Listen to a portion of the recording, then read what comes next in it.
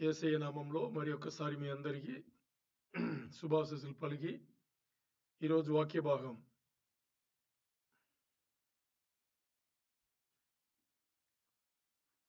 దేవుని యొక్క రక్షణ దేవుని యొక్క రక్షణ అనేది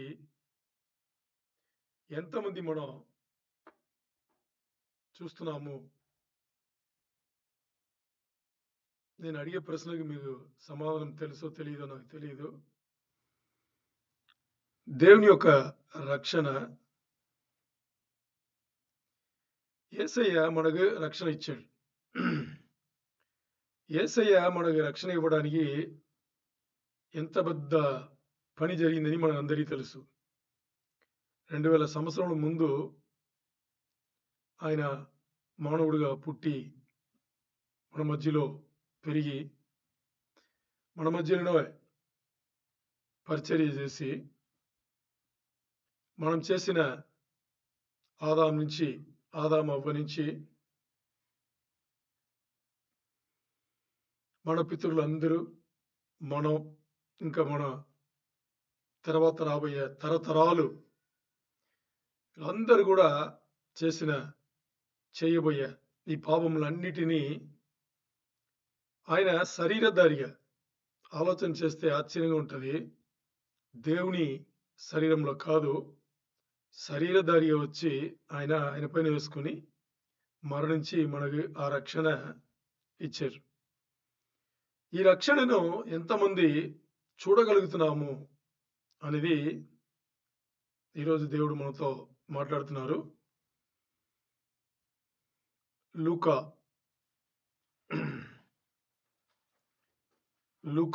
2వ అధ్యాయం తీయండి. లూకా 2వ అధ్యాయం 25 నుంచి 32 చదవండి. లూకా 2వ అధ్యాయం 25 నుంచి 32. యెరూషలేమునందు సుమయేనను ఒక మనుషుడు ఉండెను. అతడు నీతిమంతుడును భక్తిపరుడునై ఉండి ఇశ్రాయేలు యొక్క ఆదరణ కొరకు కనిపెట్టువాడు. చాలు, దేవుని స్తోత్రం. చూడండి, కంటిన్యూ చదవాలి. నేను ఎక్స్ప్లెయిన్ చేసిన తర్వాత మీరు చదవండి. లూకా 2:25 చదువుకున్నాం. యెరూషలేములో సుమియోను అనే ఒక పెద్ద ఆయన, యాక్చువల్గా వయసు తక్కువేం కాదు, చాలా పెద్ద ఆయన దేనికోసం అక్కడ ఉన్నాడంటే ఇశ్రాయేలీయుల యొక్క ఆదరణ కోసం. అంటే ఆ రోజుల్లోనే ఇశ్రాయేల్ జనాలు నిజమైన దేవుణ్ణి ఎరగలేదు అని ఆయనకి తెలిసి, ఆ పెద్ద ఆయన యాక్చువల్గా ఈయన ప్రవక్త అని చెప్పాలి. ఎందుకంటే ఈయన ప్రవచనం చేశాడు. అది ప్రవచనం కింద చూపించలేదు కానీ ప్రవచనమే చేశాడు. ఆయన దేనికోసం కనిపెడుతున్నారు అని చూస్తే ఇశ్రాయేల్ జనం యొక్క ఆదరణ కోసం. అంటే ఆదరణ ఎప్పుడు ఆదరణ కోసం చూస్తాం? ఎవరి కోసం ఆదరణ కోసం చూస్తాం? ఎవరి ఆదరణ లేదో వాళ్ళే కదా చూస్తాం. అంటే ఈ సుమియోన్ అనే ఈ వ్యక్తి ఇశ్రాయేల్ జనముకు దేని చూస్తున్నారు? ఆదరణ కోసం చూస్తున్నారు. అంటే వాళ్ళకి అది లేదు అని ఈయనకు అర్థమైందా మీకు? చాలా చిన్న పోర్షన్ ఇది. అంటే మనం మాట్లాడబోయే ఈ సుమియోన్ భాగం వచ్చేసి చాలా చిన్న పోర్షన్, చిన్న భాగమే. మరి ఆయన పాత్ర ఈరోజు మనం మాట్లాడుతున్నాము. ఈరోజు దేవుడు మన ముందు తీసుకొచ్చి మాట్లాడుతున్నారంటే చాలా గొప్ప విషయం. 2:25 ఇంకోసారి చదవండి. యెరూషలేమునందు సుమియోను ఒక మనుషుడు ఉండెను. అతడు నీతిమంతుడును భక్తిపరుడునై ఉండి ఇశ్రాయేలు యొక్క ఆదరణ కొరకు కనిపెట్టువాడు. అర్థమైందా మీకు ఇప్పుడు? సరే, తర్వాత చదవండి. పరిశుద్ధాత్మ అతని మీద ఉండెను. ఎవరున్నారు? పరిశుద్ధాత్మ పరిశుద్ధాత్మ అతని మీద ఉండెను. ఉండెను. ఆలోచన చేస్తే ఇంకా యేసయ్య పుట్ల. ఏంటి? బాగా ఆలోచించండి. మీరు చదివితే ఇంకా యేసయ్య పుట్టలేదంటే యేసయ్య ఈ పుట్టే సమయం అన్నమాట. అర్థమైందా? యేసయ్య పుట్టిన సమయం. ఇప్పుడు యేసయ్య శిష్యులకు ఆరోహణం అయ్యేటప్పుడు ఏం చెప్పారు ఆయన? నేను వెళ్తే గాని మీకు ఆదరణకర్త, మీ సహాయకారుడు రారు. అందుకని నేను వెళ్తున్నాను. నేను వెళ్ళేది మీ మంచి కోసం వెళ్తున్నాను చెప్తారు కదా. అంటే యేసయ్య ఈ లోకంలో ఉంటే పరిశుద్ధాత్మ దేవుడు వచ్చి సహాయం చేయరు అనే కదా అర్థం. మరి ఇక్కడ ఏం మాట్లాడుతున్నాం? పరిశుద్ధాత్మ దేవుడు ఎవరి పైన ఉన్నారంట? సిమియోను. అంటే ఇప్పుడు మీకు మరి యేసయ్య ఎందుకు అలా చెప్పారు అని మీకు సందేహం రావచ్చు. యేసయ్య అలా చెప్పడానికి కారణం వచ్చేసి, నేనుంటే ఒక్క చోట్లనే, నేను శరీరధారిగా ఉన్నంత వరకు ఒక్క చోట్లనే మీతో ఉండగలను. ఇక్కడ ఉంటే నేను ఇంకో చోట్ల ఉండలేను. ఎందుకంటే నేను శరీరధారిగా వచ్చాను. మరి నేను వెళితే సహాయకారుడు నేను పంపిస్తాను. ఎవరు? ఆత్మ. నా ఆత్మనే, ఆయన ఆత్మనే, దేవుని ఆత్మ. నేను పరిశుద్ధాత్మ దేవుని పంపిస్తాను. ఆయన ఇక్కడ ఉంటారు, ఇంకా ఎక్కడన్నా ఒకే సమయంలో ఉంటారు, అందరితో ఉంటారు, అన్ని సమయంలో కూడా ఉంటారు అని ఆయన చెప్పారు. ఇక్కడ సిమియోను వచ్చేసి ఆయన వయసులో పెద్ద, ఇశ్రాయేలీయుల యొక్క ఆదరణ కోసం కనిపెడుతూ ఆయన ఉంటున్నారు కదా. ఆయన పైన పరిశుద్ధాత్మ దేవుని అనాయింటింగ్ అంటే అభిషేకం ఆయన పైన ఉంది. అర్థమైందా? ఇప్పుడు అలాంటి ఒక వ్యక్తి ఏం చెప్తున్నాను చూద్దాం. చదవండి. అతడు ప్రభు యొక్క క్రీస్తును చూడక మునుపు మరణము పొందడని అతనికి పరిశుద్ధాత్మ చేత బయలుపరచబడి ఉండెను. మీకు అర్థమైందా ఇప్పుడు చదివింది? అంటే సిమియోను అనే వ్యక్తికి పరిశుద్ధాత్మ దేవుడు చెప్పింది ఏం తెలుసా? నువ్వు రక్షకుని చూడకుండా మరణించవు. ఏంటి? రక్షకుని చూడకుండా నువ్వు మరణించవు అని చెప్పేసి పరిశుద్ధాత్మ దేవుని యొక్క ఆశీర్వాదం, పరిశుద్ధాత్మ దేవుని యొక్క అభిషేకం ఎవరికి ఉంది? సిమియోను అనే వ్యక్తికి, ఆ వ్యక్తికి ఉంది. సో ఆ వ్యక్తికి అది ఉంది కాబట్టి ఆయన ఇశ్రాయేలు జనముకు ఆదరణ కావాలంటే రక్షకుడు పుట్టాలి, రక్షకుడు రావాలి అని ఈయనకు తెలుసు. మరి ఈయన ఎవరికి చెప్పినట్టుగా లేదు. ఈయనకు తెలుసు కాబట్టి ఆయన రూపంలో పెట్టుకుని ఆయన సైలెంట్ గా, అంటే ప్రశాంతంగా జీవిస్తున్నాడు. ఎప్పుడు రక్షకుడు వస్తాడు? ఎందుకంటే బాగా పెద్ద ఆయన, వయసులో చాలా పెద్ద ఆయన. మీరు దాన్ని పూర్తి చదివితే తెలుస్తుంది. అంత పెద్ద ఆయనకి పరిశుద్ధాత్మ దేవుడు ఏం చేశారు? ఆయన బయలుపరిచి ఉన్నారు. ఏమని? ఇశ్రాయేలు ఆదరణ కోసం చూస్తున్న నీవు మరణించగా ముందు నీ ఎవరుంటారు? యేసయ్యను, అంటే యేసయ్య అంటే రక్షకును నువ్వు చూసిన తర్వాతనే మరణిస్తావు. ఇంకా ఆత్మవశుడై అతడు దేవాలయంలోనికి వచ్చాను. అంతటా ఇప్పుడు చూడండి, సిమియోను ఆ వ్యక్తిని మందిరం లోపల నడిపించింది ఎవరు? పరిశుద్ధాత్మ దేవుడు. ఆత్మవశమై అంటే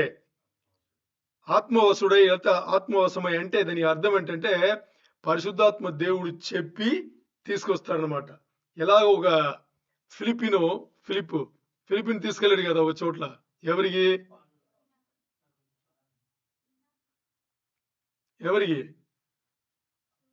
ఓ ఎథియోపియన్, ఐడియా ఉందా మీకు? ఓ ఎథియోపియా దేశ అధికారి వెళ్తుండేటప్పుడు పరిశుద్ధాత్మ దేవుడు ఫిలిపిన్ నడిపించి ఆ బండిలో కూర్చోబెట్టి అక్కడ వెళ్తే మాట్లాడుతుండేటప్పుడు ఏమైంది? రక్షణ గురించి. అంటే నేను ఇప్పుడు బాప్టిజం తీసుకోవాలంటే ఏమన్నా ఆపడానికి ఏమన్నా ఉందా అంటే ఏమీ లేదనేటప్పుడు అక్కడ నీళ్ళు కనిపిస్తే ఇప్పుడు ఇచ్చేయచ్చు కదంటే అంటే ఇక్కడ మన పాయింట్ ఏంటంటే ఎక్కడో ఉన్న ఫిలిపిను ఏమైంది? పరిశుద్ధాత్మ దేవుడు నడిపిస్తే తీసుకెళ్ళి అక్కడ పెట్టేశాడు అంతే. అలాగే ఇక్కడ సిమియోను ఏం చేస్తున్నారు? పరిశుద్ధాత్మ దేవుడు మందిరముగా నడిపిస్తున్నారు, తీసుకొచ్చారు. ఇంకా అంతటా ధర్మశాస్త్ర పద్ధతి చొప్పున ఆయన విషయమై జరిగించుటకు తల్లిదండ్రులు శిశువైన యేసుని దేవాలయంలోనికి తీసుకుని వచ్చినప్పుడు అతడు తన చేతులలో ఆయనను ఎత్తుకొని ఇప్పుడు చూడండి, యేసయ్య పుట్టారు. యేసయ్య పుట్టిన తర్వాత అక్కడ యూదుల సంస్కృతిలో ఒక అలవాటు ఉంది. ఏంటి? ఎవరన్నా గాని సెన్సస్ అంటారు కదా, మన ఊర్లో జనాభా లెక్క పెడతారు కదా, మన ఊర్లో జనాభా లెక్క పెడతారు కదా. ఈ జనాభా లెక్క పెట్టే అది అక్కడి నుంచి మొదలైంది. అక్కడ ఉంది. కొత్తగా ఎవరైనా బిడ్డలు పుడితే, ఇప్పుడు ఈ ఊర్లో మనం ఉండి కొత్తగా బిడ్డలు పుడితే వాళ్ళు మన గవర్నమెంట్ లో రిజిస్టర్ చేసి వాళ్ళకి పాస్పోర్ట్లు అన్ని తీస్తాం కదా. అలాగే యేసయ్య పుట్టి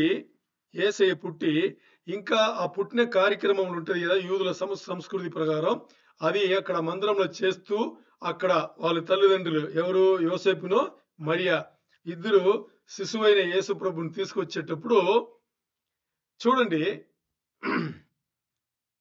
సిమియోను నడిపించింది ఎవరు? పరిశుద్ధాత్మ దేవుడు. అంటే యెరూషలేములో ఆయన ఉన్నారు. యోసేపును మరియను యెరూషలేముకు మందిరముకు నడిపించింది ఎవరు? దేవుడు. సో వాళ్ళు నడిపించిన పరిశుద్ధాత్మ దేవుడు సిమియోను కూడా నడిపిస్తున్నారు. దేవుని అంటే యెరూషలేములోనే ఉన్నారు, మరి ఆ రోజు మందిరముకు నడిపిస్తున్నారు. నడిపించి వీళ్ళు యోసేపును మరియను యేసయ్యను దేనికోసం తీసుకొచ్చారు? అప్పుడే పుట్టిన శిశువు 8 రోజుల ముందే ఆ కార్యక్రమం అన్ని చేసుకోవాలి యూదుల సంస్కృతి ప్రకారం. దానికోసం వీళ్ళు వస్తే పరిశుద్ధాత్మ దేవుడు ఎవరిని? సిమియోను నడిపించి మందిరంకి తీసుకొచ్చి ఆ సిమియోను వచ్చేసి కరెక్ట్ గుర్తుపెట్టాడు. ఇదే యేసయ్యని కరెక్ట్ గుర్తుపెట్టాడు. ఎలా? ఆలోచన చేయాలి. దేవుని కార్యక్రమంలో మన జీవితంలో కూడా ఈరోజు అలాగే జరుగుతుంది. బాగా అర్థం చేసుకోవాలి. దేవుడు చేసే అన్ని కార్యములు మనం గుర్తుపెట్టలేము. ఎందుకంటే మన పరిశుద్ధాత్మ దేవుణ్ణి లోపల అణగతొక్కేసి మన ఇష్టానుసారమైన జీవితం జీవిస్తాము. అందుకని మనకే తెలియదు. మరి దేవుడైతే ఆయన పని చేస్తూనే ఉంటారు. పరిశుద్ధాత్మ దేవుణ్ణి ముందు పెడితే ఏంటి? పరిశుద్ధాత్మ దేవుణ్ణి ముందు పెడితే ఆయన అన్ని చూపిస్తారు, అన్ని నడిపిస్తారు. మీరు ఒక్క మాట చెప్పి చూడండి, యేసయ్యా అని పిలిచి చూడండి, పరిశుద్ధాత్మ దేవుడు ఠాక్కమని పైకి వస్తాడు. అప్పుడు మీరు అడగాలి, పరిశుద్ధాత్మ దేవుడా నన్ను నడిపించు అంటే చాలు. ఇంకా ఆయన కంట్రోల్ వెళ్ళిపోతాం. దీంట్లో మనకి నమ్మకం ఉండదు, మనం చెయ్యం. ఎందుకంటే ఇది విశ్వాసం సంబంధించింది. మనకి పుట్టిన దానిచ్చి మన దేని చూసి మన బతికేమంటే కంటారు చూడాలి, నమ్ముతాం, లేకపోతే వినాలి, లేకపోతే టేస్ట్ మనం చూడాలి, లేకపోతే ఎవరన్నా మాట్లాడాలి, లేకపోతే ఎవరన్నా అంటే ఐదు చెప్తారు కదా, ఏంటి ఇంద్రియాల ఏమంటారు? పంచేంద్రియాలు. ఈ 5ను లేకపోతే మన దేని నమ్మము, దేని ఒప్పుకోము. మరి ఇప్పుడు దేవుని కార్యం నుంచి వచ్చేటప్పుడు అన్ని విశ్వాసం పైన ఆధారపడి ఉంటుంది, దేనిపైన ఆధారపడి ఉంటుంది. విశ్వాసం అనగా బాగా ఆలోచన చేస్తే అది మనకు అర్థం చేసుకోవడమే కష్టం అవుతుంది. విశ్వాసం అనగా ఏంటి అని దేవుని వాక్యం ఏం చెప్తుంది అని చూస్తే, జరగబోయే నిజాలను జరిగినట్టుగా నమ్మి ఇప్పుడే జీవించాలి. ఏంటి? ఇంకా జరగల. ఓ ఉదాహరణ, ఇప్పుడు ఇది ఇక్కడ ఉందా, దీన్ని తీసి నేను వేసుకున్నానా? ఇది మనం నమ్ముతాం. ఇప్పుడు నేను చెప్తున్నా ఏమని, నా కళ్ళద్దాలు తీసుకుని నేను వేసుకున్నాను అని చెప్తే మీరు నమ్మాలి. నమ్ముతారా మీరు? నమ్మము. ఎందుకు? ఇంకా వేసుకోలేదు. మీరు చూస్తున్నారు, కంటారా చూస్తున్నారు కాబట్టి నేను వేసుకోలేదు. వేసుకోకుండా కళ్ళద్దాల నుంచి తీసాను, నేను వేసుకున్నాను అని చెప్తే మీరు అది నమ్మితే దాని పేరు విశ్వాసం.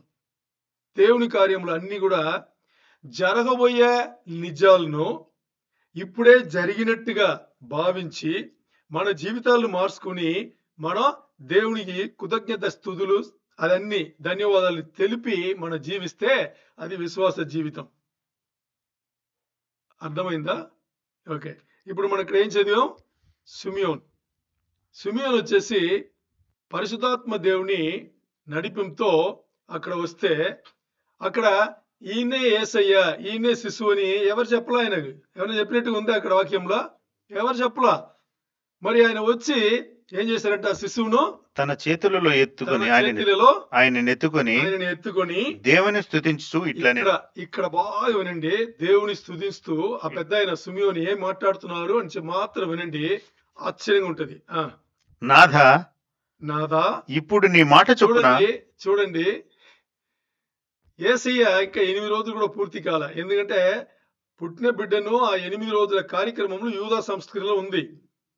అర్థమైందా? యూదా సంస్కృతిలో 8 రోజుల్లో ఆ కార్యక్రమం చేయడానికి వాళ్ళు తీసుకొచ్చారు. సిమియోను ఆయన పెద్ద ఆయన, అంటే 80-90 సంవత్సరం ఉండే పెద్ద ఆయన ఆత్మవసుడై ఆ మందిరము వచ్చి పుట్టిన యేసయ్యను శిశువును చేతిలో ఎత్తుకొని ఏమని పలికాడు ఆయన? హల్లెలూయా, దేవునికి స్తోత్రం. ఆ శిశువును చూసి, అంటే చూడండి, ముందు చూపు అంటే సిమియోను కాదు, లోపల పరిశుద్ధాత్మ దేవుడు ఆయనను ఇలా మాట్లాడిస్తున్నారు. నాదా అంటున్నాడు.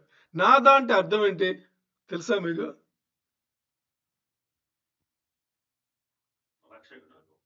నాదా అంటే ఇంకా ఆయన పైన ఎవరు లేరు. ఏంటి నాదా అంటే? లోకనాథుడు కూడా నేను ఒప్పుకోను. ఎందుకంటే ఈ లోకము మాత్రం కదా, అన్ని లోకాలకి నాదుడు ఆయన. లోకాలు నాదుడు అని చెప్పొచ్చు. నాదా అంటే ఇంకా ఆయన పైన, నాదా అని ఆయన పైన ఇంకా ఎవరు లేరు. పెద్ద ఆయన చిన్న శిశువుని చేతులు ఎత్తుకుని ఆ శిశువుని ఎత్తుకోవడానికి కూడా కష్టం అవుతుంది. ఎత్తుకుని ఏమంటున్నాడు? నాదా అని. నాదా ఇప్పుడు నీ మాట చొప్పున సమాధానముతో నీ దాసుని పోనిచ్చుచున్నావు. అన్య జనులకు నిన్ను బయలుపరచుటకు వెలుగుగాను నీ ప్రజలైన ఇశ్రాయేలీయులకు మహిమగాను నీవు సకల ప్రజల ఎదుట సిద్ధపరిచిన నీ రక్షణను నేను కన్నులారా చూచితిని. ఆమేన్. ఎంత గొప్ప వచనం తెలుసా ఇది? ఎంత మంచి వచనం తెలుసా ఇది? పుట్టిన ఇంకా 8 రోజులు పూర్తి కాల ఆ పుట్టిన కార్యక్రమములు చేయడానికి తీసుకొచ్చిన ఆ శిశువును చేతులు ఎత్తుకుని పెద్ద ఆయన పలికిన మాటలేంటి? ఎంత గొప్పగా ఉంది చూసారా మీరు? ఇంకోసారి చదవండి. 30 నుంచి 30. అన్యజనులకు నాదా ఇప్పుడు నీ మాట చొప్పున. బాగా వినండి. చాలా ఒక లోతైన వచనం ఇది. నాదా ఇప్పుడు నీ మాట చొప్పున. ఎవరి మాట చొప్పునంట? దేవుని మాట చొప్పున. అర్థమైందా? సిమియోను రూపం నుండి మాట్లాడేది ఎవరు? పరిశుద్ధాత్మ దేవుడు సిమియోను ద్వారా మాట్లాడిస్తున్నారు. నాదా నీ మాట చొప్పున సమాధానముతో నీ దాసుని పోనిచ్చుచున్నావు. చూడండి, దీని ఏమర్థం అంటే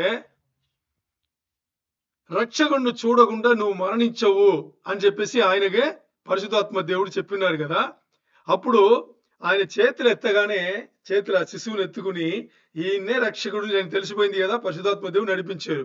ఇప్పుడు ఆయన ముందు పలికిన మాట దేవా అని దేవుడు అని ఒప్పుకుని ముందు పలికిన మాట, నిన్ను నేను చూసేసాను. ముందు నాకు చెప్పిన రీతిగా, దేవుడు నాకు బయలుపరిచిన రీతిగా నా మరణముకు ముందు నిన్నంటే ఎవరు? రక్షకుడిని, యేసయ్యన రక్షకుడిని నేను చూసేసాను. ఇప్పుడు నేను సమాధానంగా దేవుని దగ్గర నీ ఎద్దుకు నేను చేరగలను అని అక్కడ చెప్పబడింది. అన్ని జనులకు నిన్ను అన్య జనులకు నిన్ను బయలుపరచుటకు వెలుగుగాను నీ ప్రజలైన ఇశ్రాయేలుకు ఎవరికి వెలుగంట? అన్ని జనులకి, అన్య జనులకు వెలుగు. ఆలోచన చేస్తే అన్య జనులకు వెలుగు అనేది పుట్టిన 7 రోజుల్లో పరిశుద్ధాత్మ దేవుడు లోకానికి బయలుపరుస్తున్నారు. అర్థమైందా మీకు? లోకానికి బయలుపరుస్తున్నారు. అప్పుడే పుట్టి అక్కడ ఉన్నారు. సిమియోను ఏం మాట్లాడుతున్నారు? అన్య జనులకు వెలుగై. అంటే ఈరోజు మనకి వెలుగు ఎవరు? దేవుడే కదా, యేసయ్యనే కదా. అది ఎప్పుడు ఎవరు పలుకుతున్నారో చూడండి ఆశ్చర్యంగా. నీ ప్రజలైన ఇశ్రాయేలుకు, నీ ప్రజలైన ఇశ్రాయేలు. ఎందుకంటే యేసయ్య పుట్టింది యూదా సంస్కృతిలో, అంతే కదా. ఇశ్రాయేల్ దేశంలో యూదా గోత్రంలో ఆయన పుట్టారు కాబట్టి నీ ప్రజలైన ఇశ్రాయేలుకు మహిమగాను. అంటే ఇశ్రాయేల్ జనాలకు మహిమ ఎవరు? యేసయ్యనే, రక్షకుడు. నీవు సకల ప్రజల ఎదుట సిద్ధపరిచిన నీ రక్షణ నేను కన్నులారా చూచితిని. ఎవరు చూస్తున్నారు? నేను కన్నులారా చూచితిని. సిమియోను వచ్చేసి యేసయ్యతో మాట్లాడుతున్నారు. ఆయన యేసయ్యతో అన్య జనులకు వెలుగు, తర్వాత నీ ప్రజలు ఇశ్రాయేలు జనముకు మహిమగాను, సకల జనులకును. అంటే ఈ లోకంలో మానవులు ఎవరున్నారో ఈ సకల జనులకును రక్షణ కన్నులారా నేను చూసి తిని. అంటే యేసయ్య పుట్టిందే రక్షణ ఇవ్వడానికి అని అర్థమైందా లేదా? అక్కడ అయిపోయింది. ఇంకా యేసయ్య పుట్టిందే రక్షణ ఇవ్వడానికి, అంతే. యేసయ్య పుట్టి ఆ శిశువును చేతులు తీసుకున్న సిమియోను ఏం చూస్తున్నాడు? ఆయన ఈ లోకం ఉండే సకల జనులకు రక్షణ చూస్తున్నాడు ఆయనలో. ఇది చెప్పింది ఎవరు? పరిశుద్ధాత్మ దేవుడు నడిపిస్తే సిమియోను పెద్ద ఆయన పలిగిన మాట. అర్థమైందా మీకు? 32 అయిపోయిందా?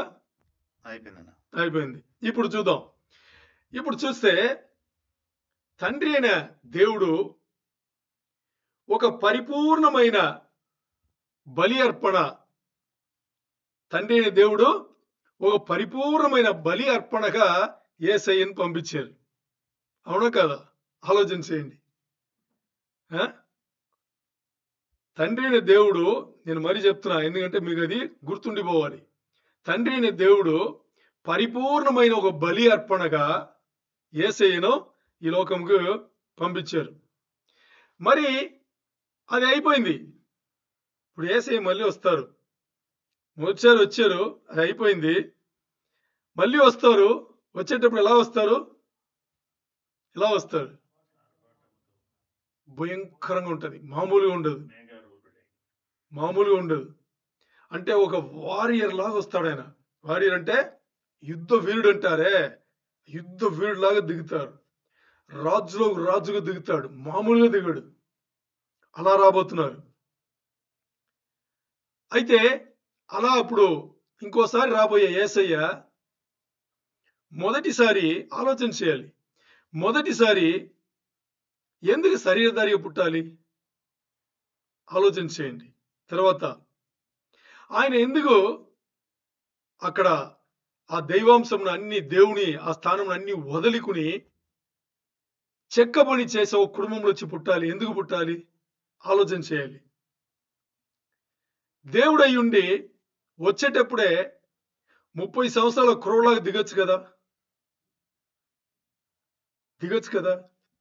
ఎందుకు మనలాగానే శరీరధారిగా ఒక అమ్మ కడుపులో, మరియ కడుపులో శిశువుగా పుట్టి 30 సంవత్సరములు మన జీవించినట్టుగా జీవితం జీవించి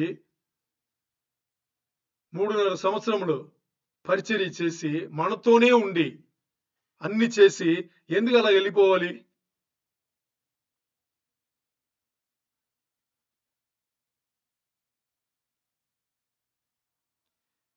ఈ 33.5 సంవత్సరములు శరీరధారిగా ఉండి అసలు పాపమే చేయకుండా, ఏ పాపం లేకుండా, ఏ పాపం ఎరగకుండా అలా ఉండి చేయాల్సిన అవసరం ఏమొచ్చింది దేవునికి? ఆలోచన చేశారా? ఎందుకు ఇవన్నీ? ఆయన ఎందుకు ఈ పనులన్నీ చేయాలి?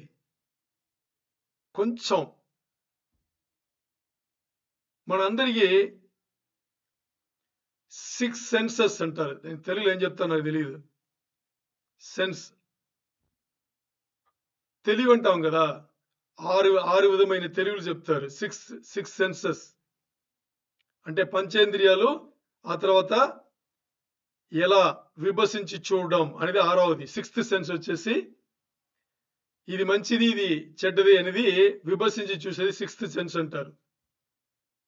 మన అందరికీ ఈ 6 సెన్సెస్‌కి తెలుగులో నాకు తెలియట్లేదు. 6 సెన్సెస్ అందరికీ దేవుడిచ్చారు.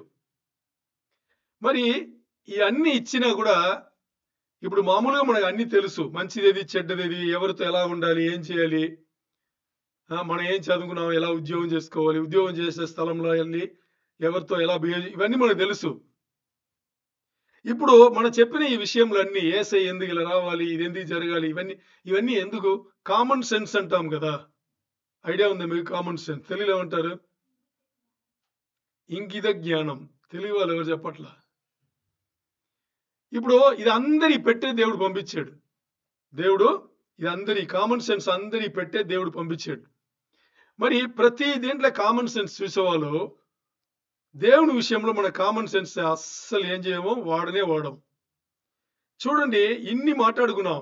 యేసయ్య ఇలా పుట్టారు, ఇలా వచ్చారు, ఇలా చేశారు, ఇది అని అన్ని మాట్లాడితే ఎన్నో ఉన్నాయి. అన్ని మాట్లాడుతున్నాం.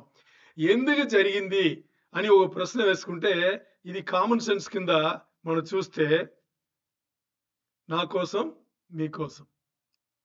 వ్యక్తిగతంగా తీసుకుంటే అది నా కోసం, మీరు కూడా అలా తీసుకుంటే అది మీకోసం ఆయన చేసిన పని.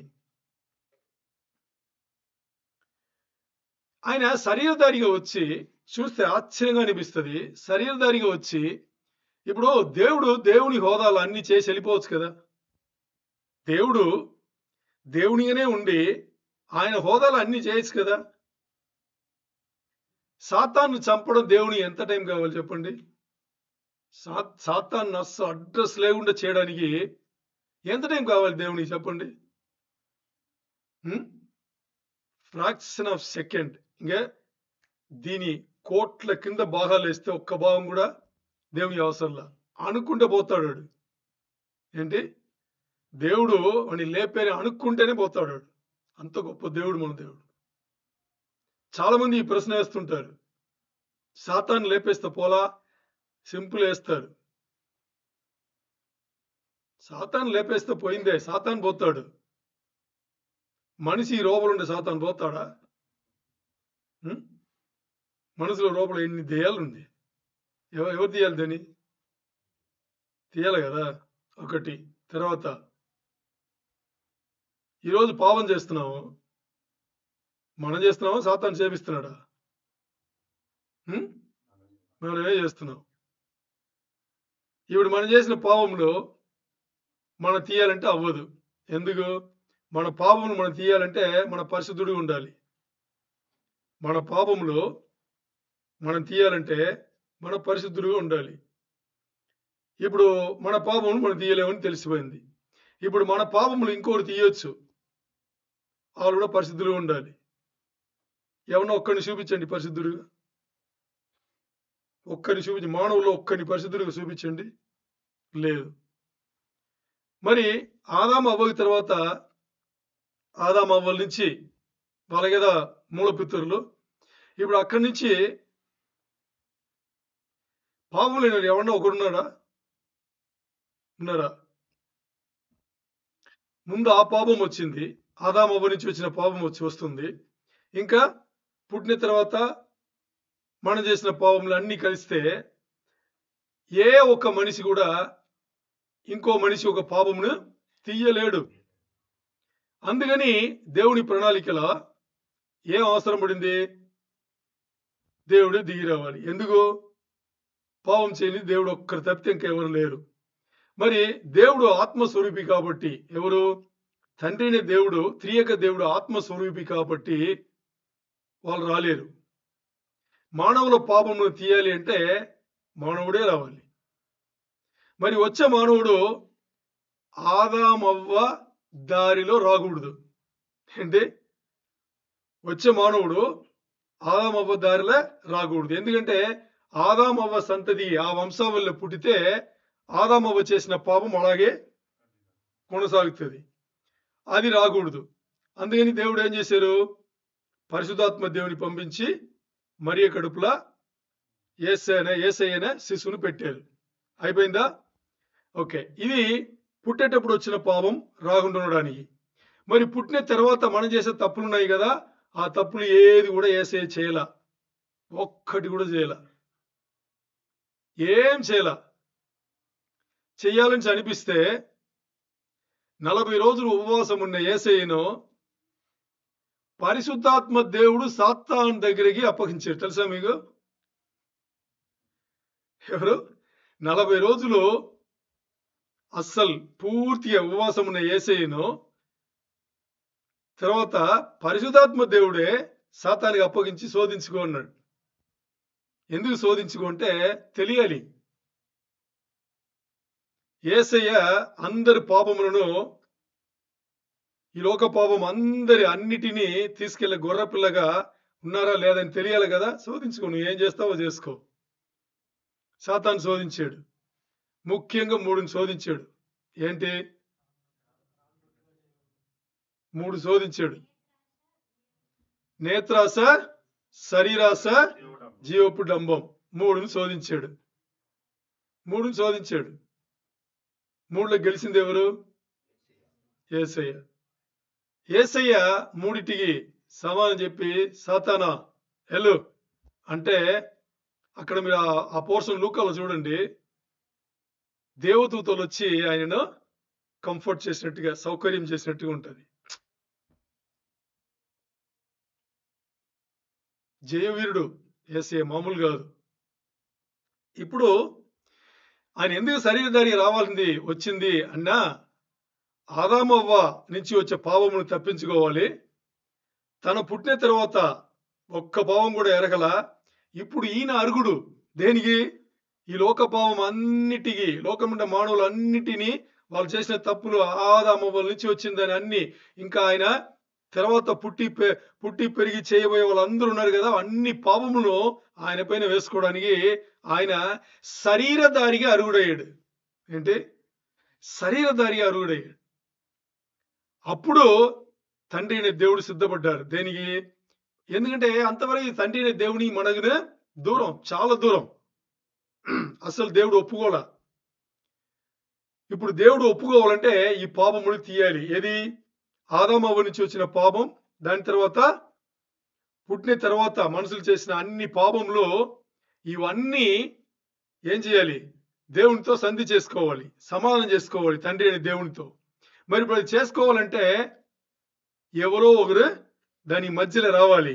ఆ మధ్యలో వచ్చిందే యేసయ్య. శరీరధారిగా, అదే తండ్రి అయిన దేవుడు శరీరధారిగా దిగి వస్తే యేసయ్య అనే పేరు పెట్టుకుని ఆయన వచ్చి 33.5 సంవత్సరములు, 30 సంవత్సరముల జీవితం మనతోనే, 3.5 సంవత్సరముల పరిచర్య, ఇవన్నీ పోయిన తర్వాత ఇప్పుడు ఆయన అరుగుడయ్యాడు. ఇప్పుడు ఆలోచన చేస్తే మనుషులు ఎలా తప్పు చేశారో అలాగే వాళ్ళ మధ్యలోనే జీవించి ఏ ఒక్క పాపం ఎరగకుండా ఆయన చివరి వరకు, మరణం వరకు ఆయన ఏం చేశారు? కొనసాగారు. మరి మానవత్వంను ఆయన మన మధ్యలో చేసి చూపించారు. మానవత్వం అంటే ఏంటి? ఇప్పుడు బాబురావు అనే వ్యక్తి, ప్రణయ్ అనే వ్యక్తి, ఇప్పుడు పుట్టిన దాని నుంచి మరణించే వరకు ఏదైతే జరుగుతుందో ఇదే మానవత్వం అనేది. మానవత్వం అనేది మన ఎలా జీవిస్తున్నాము అనేది మానవత్వం. యేసయ్య ఏం చేశారు? పుట్టిన దాని నుంచి 33.5 సంవత్సరములు ఆయన చివరిలో సిలువ ఎక్కే వరకు జనాలతోనే ఉన్నారు. ఆయన జనాల మధ్యలోనే ఉన్నారు, అక్కడే పెరిగారు.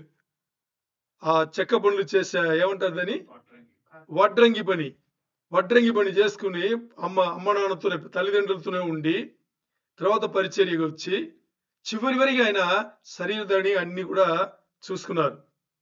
ఇప్పుడు ఆ రోజు చూస్తే ఆశ్చర్యంగా ఉంటది. యేసయ్య చూడండి, చాలా గొప్ప విషయం అది. బెత్లెహేంలో యేసయ్య పుట్టారు కదా. ఎక్కడ పుట్టారు? బెత్లెహేంలో. బెత్లెహేంలో యేసయ్య పుట్టితే యేసయ్య పుట్టారు అనేది బెత్లెహేంలో ఎవరి పెద్ద గొప్పగా ఏం లేవు, ఎవరికి తెలియదు. ఏంటి చూడండి, అంత గొప్ప రక్షకుడు ఆ ఊర్లో పుడుతున్నాడు. ఆ? ఆయన పుట్టి ఆయన పెరగాలి కదా, ఆయన పుట్టారు, ఆయన పెరుగుతున్నారు, ఆయన ఉన్నారు. బెత్లెహేంలో ఏ పెద్ద చేంజ్ ఏం లేదు, మార్పులు ఏం లేవు. రక్షకుని మధ్యలో ఉన్నారు, వాళ్ళకి తెలియని కూడా తెలియట్లేదు. మరి ఆ రక్షకుడు వాళ్ళకి తెలియకపోయినా ఎవరి కోసం పుట్టారు? ఆయన వాళ్ళ కోసమే పుట్టారు.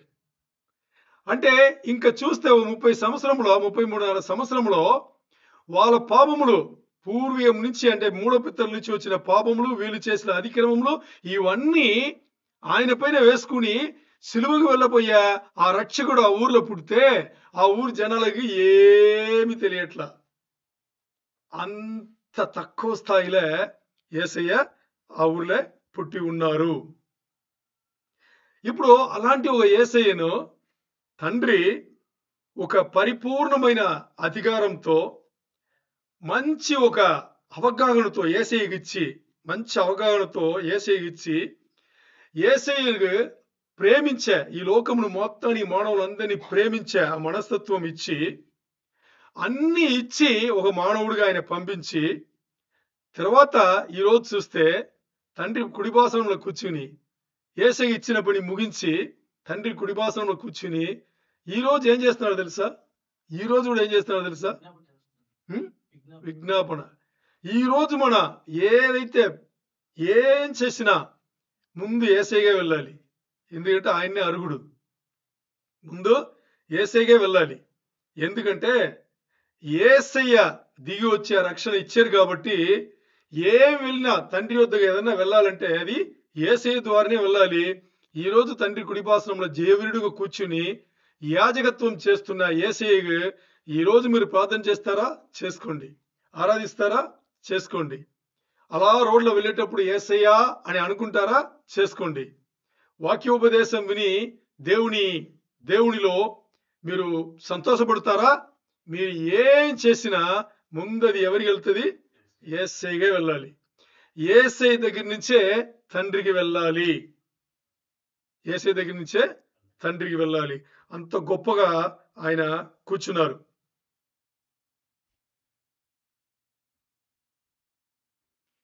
యేసయ్యకు మన జీవితంలో బాగా అర్థం చేసుకుంటే, మన జీవితంలో యేసయ్యకి తెలియని ఒక్క క్షణం కూడా లేదు.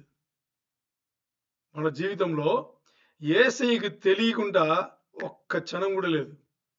అంటే మనం పుట్టక ముందు ఏమై ఉన్నామో, పుట్టిన తర్వాత ఇప్పుడు ఏమై ఉన్నామో, ఇంకా మనం మరణించిన తర్వాత లేదు, ఎత్తబడేటప్పుడు అప్పుడు బతికుండేటప్పుడు, దాని తర్వాత జీవితం, ఒక్క క్షణం కూడా యేసయ్యకి తెలియని జీవితం మన జీవితంలో లేనే లేదు. ఇది మీకు ఎంతమంది అర్థమైంది నాకు తెలియదు. యేసయ్యకి తెలియని మన జీవితంలో యేసయ్యకి తెలియని ఒక్క క్షణం సమయం కూడా లేదు. అన్ని ఆయనకు తెలిసే ఉంది. ఎందుకంటే దేవుని జ్ఞానంలో యేసయ్య ఒక పరిపూర్ణమైన రక్షకుడు. ఏంటి? దేవుని జ్ఞానంలో, ఇన్ గాడ్స్ విజ్డమ్, దేవుని జ్ఞానంలో యేసయ్య ఒక నిజాయితీగా ఒక పరిపూర్ణమైన రక్షకుడు. అర్థమైందా మీకు? అంటే ముందు మనం ఇప్పుడు ఏం మాట్లాడుకున్నాం అంటే, సిమియోన్ చాలా బాగా వయసైన పెద్ద ఆయన యేసయ్యని చేతులు తీసుకుని పరిశుద్ధాత్మ వశుడై ఏం మాట్లాడారు? నాథా, నేను రక్షణను చూస్తున్నాను అన్నాడు. అంతేనా? నేను రక్షణను, అక్కడ యేసయ్యని శిశువుని చూడలా. సిమియోన్ ఎవరు చూసేది? దేని చూసింది? సిమియోన్ చూసింది శిశువును చేతులు తీసుకుని ఆ శిశువులో ఏం చూశాడు ఆయన? రక్షణను. అంటే ఈరోజు బాగా అర్థం చేసుకుంటే, ఈరోజు మీరు నేను మన అందరు కూడా గొప్పగా చెప్పుకుంటాం. ఏమని? యేసయ్య బిడ్డలం, మారు మనసు పొందాం, బాప్టిజం తీసుకున్నాము, మేము రెగ్యులర్గా వాక్యం, దేవుడు మాట్లాడే వాక్యం ఇచ్చే ఒక సంఘముకి మేము వెళ్తున్నాం, మాకు ఈ పాటలు వచ్చు, మేము బైబిల్ చదువుతున్నాం, ఇవే అది అన్ని మాట్లాడుతున్నాం. ఇంకొంతమంది చూస్తే మా నాన్న దేవుళ్ళు అది, మా అమ్మ ఇలా, ఏదో మా అన్నయ్య ఆ సంఘము పాస్టర్, ఇవన్నీ మాట్లాడుకున్నాం జరుగుతుందే. రక్షణ చూసామా? యేసయ్యలో ఉండే రక్షణ చూసామా? ఆలోచన చేయాలి. అన్ని మాట్లాడుతున్నాం కదా, మాట్లాడినా ఏం చేసినా గానీ యేసయ్యలో రక్షణ ఉంది అని చూసామా? అది చూస్తే ఆ రక్షణ గొప్పతనం మనకు తెలుస్తుంది. ఈరోజు ఏదైతే జీవితం మనం జీవిస్తున్నామో ఆ జీవితమును మార్చుకుని మనం ఏం చేస్తాం? యేసయ్య రాజ్యంలో, యేసయ్యలో కట్టబడడానికి ఏదైతే అవసరమో అది మాత్రమే చేస్తాం. మనం ఈరోజు మాట్లాడేది కాదు, వినేది కాదు. ముందుగా మనం మన వరకు బాగా అర్థం చేసుకుంటే మన వ్యక్తిగతమైన జీవితమును యేసయ్యకు పూర్తిగా సమర్పించమా? యేసయ్య శరీరధారిగా ఈ లోకంలో సృష్టి చేయబడిన ఈ మానవులకు, మీలాంటి నాలాంటి మానవులకు ఆయన ఇచ్చిన రక్షణ యొక్క ఆ విలువ మనకి తెలుసా? తెలిస్తే ఆ విలువ తెలిసి అలాంటి జీవితం జీవిస్తున్నామా? ప్రతిరోజు ప్రతి గడియ మన యేసయ్యలో కట్టబడుతున్నామా? యేసయ్య 33.5 సంవత్సరములు ఈ లోకంలో జీవించిన ఆ మాదిరి జీవితం మనం జీవిస్తున్నామా? ఇవన్నీ ప్రశ్నలు మనం వేసుకుంటే మన మొత్తం జీవితం మారిపోతుంది. ఎందుకంటే మనం ఇప్పుడు చివరి రోజులో ఉన్నాము అనేది మనకు అందరికీ తెలుసు. మన కంటి ముందు లోకంలో జరిగేదన్నీ చూస్తే ఈరోజు చివరి రోజులో ఉన్నాము. దాంట్లో కూడా నేను అప్పుడప్పుడు చెప్తుంటాను, చివరి గడియలు ఉన్నాం. ఎప్పుడు యేసయ్య మధ్యాకాశం వస్తారు, తన వధువైన సంఘం బిడ్డలను తీసుకెళ్ళిపోతారు తెలీదు. అంత దగ్గర ఉన్నాం మనం. ఇప్పుడు అలాంటి ఒక సమయం ఉండేటప్పుడు ఎప్పుడో 2000 సంవత్సరాల ముందు యేసయ్య ఇచ్చిన రక్షణ, శిలువ కార్యం ద్వారా మనకు ఇచ్చిన రక్షణను ఇంకా మనం అర్థం చేసుకోలేదంటే, 2000 సంవత్సరాల ముందు ఆయన శిలువ కార్యంలో రక్షణ ఇచ్చింది మనకు తెలుసు. మరి ఈ రక్షణ ఇవ్వడానికి జగత్పునాది వేయపడక ముందే మనని ఏర్పరచుకున్న దేవుడు. అంటే మనకు రక్షణ వచ్చింది ఎప్పుడు? మన పుట్టక ముందు. మనకు రక్షణ వచ్చింది ఎప్పుడు? మన పుట్టక ముందు దేవుడు మనను ఆయన ప్రణాళికలు ఏర్పరచుకున్నారు. అప్పుడు నుంచి యేసయ్య అని నేను దిగుతాను. దేవుడు ప్రణాళికల యేసు అనే పేర్ల నేను ఒకరోజు దిగుతాను ఈ లోకంకు శరీరధారిగా.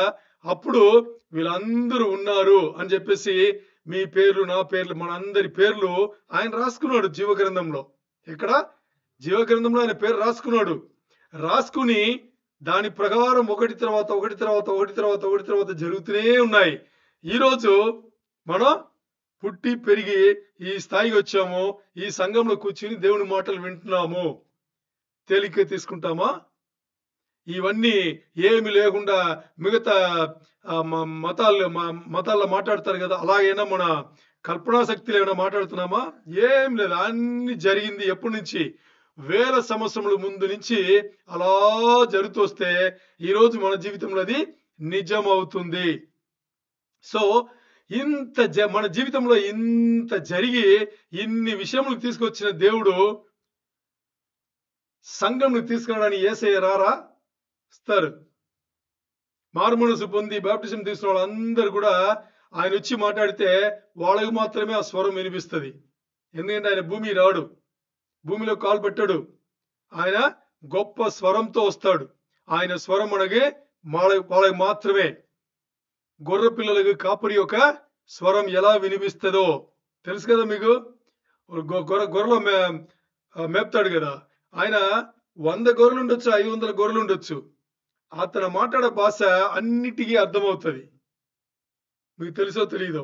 అలాగే ఆ రోజు యేసయ్య మెగారుడై మధ్యాకాశంకి వచ్చి ఏం చేస్తారు? పిలుస్తారు. ఎవరిని? ఆయన బిడ్డలను మాత్రమే, ఆయన వధువు సంఘమును మాత్రమే ఆయన ఇచ్చే ఒక్క స్వరం వాళ్ళకి మాత్రమే వినిపిస్తుంది. ఈరోజు లోకం ఎంతో బిజీగా ఉంది కదా, భయంకరంగా తిరుగుతున్నారు కదా. ఇవన్నీ ఆ రోజు కూడా ఉంటది, వాళ్ళ బిజీ షెడ్యూల్ వాళ్ళకి ఉంటది. మరి యేసయ్య ఒక సిమియోను యేసయ్యని చేతులు తీసుకుని యేసయ్యలో ఏం చూశాడు? ఆయన రక్షణను చూశాడు. అలాగే మధ్యాకాశం వచ్చి యేసయ్య ఒక శబ్దం, ఒక స్వరం ఇస్తే ఆ స్వరం ఎవరికి వినిపిస్తుంది? ఈ లోకంలో ఎంత మంది దేవుని ఎరగని వాళ్ళు ఉన్నారో వాళ్ళ పనుల్లో వాళ్ళు బిజీగానే ఉంటారు. మరి దేవుని బిడ్డలకు మాత్రమే యేసయ్య స్వరం వినిపిస్తుంది. ఆ క్షణం అంటే కంటి రెప్పపాటున అంటారు కదా, అది కూడా ఎక్కువ. ఆ క్షణం బతి ఉండే వాళ్ళందరూ కూడా మట్టి శరీరం వదిలిపెట్టి మహిమ శరీరం, ఇప్పుడుండే శరీరం ఉంది కదా, దీన్ని వదిలిపెట్టి మహిమ శరీరంతో వెళ్ళిపోతారు. ముందు మరణించిన వాళ్ళు ఇప్పుడు యేసయ్య రావడానికి ఆలస్యం అయితే మనం ఉంటామా? ఉండం, మట్టిలో ఉంటాం. అప్పుడు ముందు లేచేది ఎవరు? మట్టిలో ఉండేవాళ్ళే. వాళ్ళకి ఆయన స్వరం వినిపిస్తుంది. బతికుండా ఆయన బిడ్డలకి స్వరం వినిపిస్తుంది. వీళ్ళకి మాత్రమే వినిపిస్తుంది, లోకస్తులకు వినిపించదు. ఇప్పుడు అది వినిపించి ఆయనతో చేరుకోవాలి అంటే ఏం చూడాలి? యేసయ్య మనకిచ్చిన రక్షణను మనం చూడాలి. చూడలేకపోతే ఆ రోజు ఆయన స్వరం మనకి వినిపించదు. చాలా చాలా ఇంపార్టెంట్. అర్థమైందా మీకు? దేవునికే మహిమ కలుగును గాక.